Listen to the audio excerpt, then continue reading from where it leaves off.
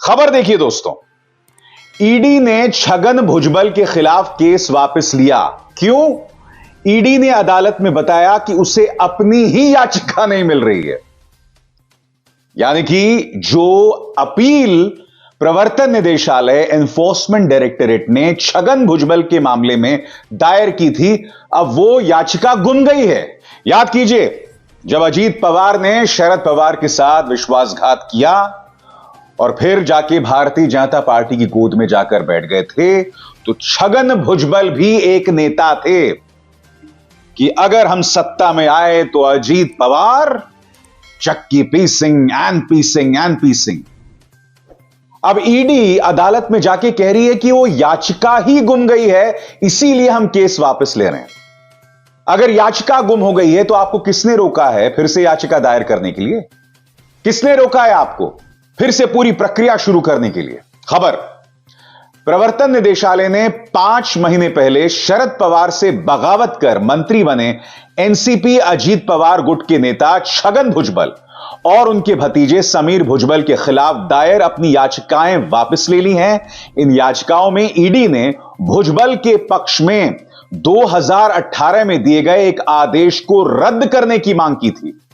हालांकि इस पूरे मामले में अजीब बात यह है कि भुजबल और उनके भतीजे समीर के खिलाफ ईडी ने याचिका वापस ले ली है, लेकिन उनके बेटे पंकज भुजबल के खिलाफ ऐसा नहीं किया है। छगन भुजबल फिलहाल महाराष्ट्र में बीजेपी, शिवसेना, एनसीपी की सरकार में कैबिनेट का हिस्सा है। इस साल, गौर कीजिएगा, इस साल सितंबर और अक्टूबर में जब 2018 में दायर की गई याचिका सुनवाई के लिए आई, तो ईडी ने अदालत को बताया कि उसे अपनी ही याचिका नहीं मिल रही है जो उसने भुजबल और उनके भतीजे के खिलाफ दायर की थी।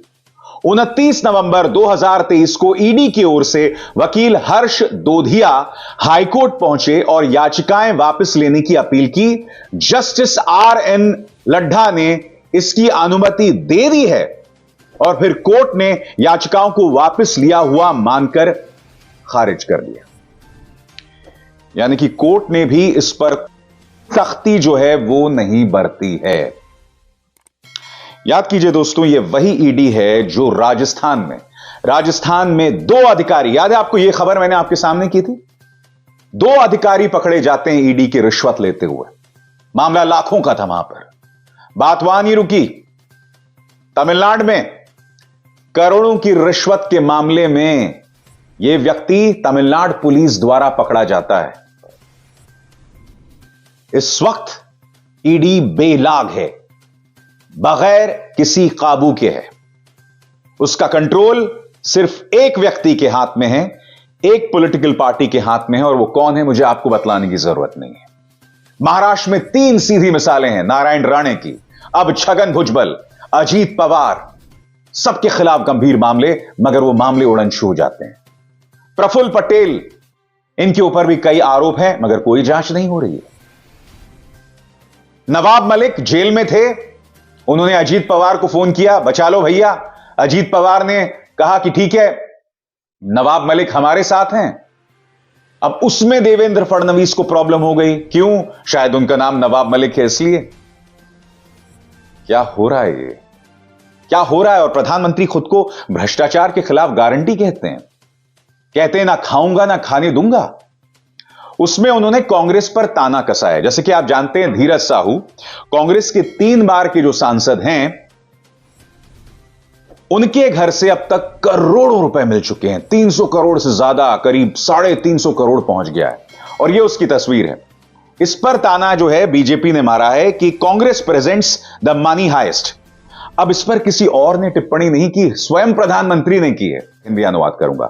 इन India who needs money heist fiction when you have the Congress party whose heists are legendary for 70 years and counting. प्रधानमंत्री कह रहे हैं कि भाई मनी हाइस्ट जैसे वेब सीरीज की क्या जरूरत है जब हमारे पास कांग्रेस है जो 70 सालों से पैसे का हेरफेर कर रही है या पैसे का डाका डाल रही है। आज मैं प्रधानमंत्री से एक सवाल पूछना चाहता हूं। प्रधानमंत्री, स्टिंग ऑपरेशन को सबने देखा, जिसमें आपके मंत्री जिन्हें आपने अब विधायक बना दिया है, नरेंद्र तोमर के सम्मानित बेटे देवेंद्र तोमर, एक स्टिंग ऑपरेशन में कथित तौर पर करोड़ों की बात कर रहे हैं, भाभी जी की बात की जा रही है। और नरेंद्र तोमर के एड्रेस की भी बात की जा रही है, जहां वो रहते हैं, कृष्णा मेनन मार्ग। प्रधानमंत्री, क्या आपने नरेंद्र तोमर को अपने घर बुलाया, अपने दफ्तर बुलाया, उनसे पूछा कि यह सब क्या हो रहा था? यह वीडियो सही है या गलत? क्या इसकी जांच नहीं होनी चाहिए? प्रधानमंत्री बताइए ना, क्यों देश की जनता को इस तरह से मूर्ख बनाया जाता है, यह कहकर कि मैं भ्रष्टाचार के खिलाफ गारंटी हूं?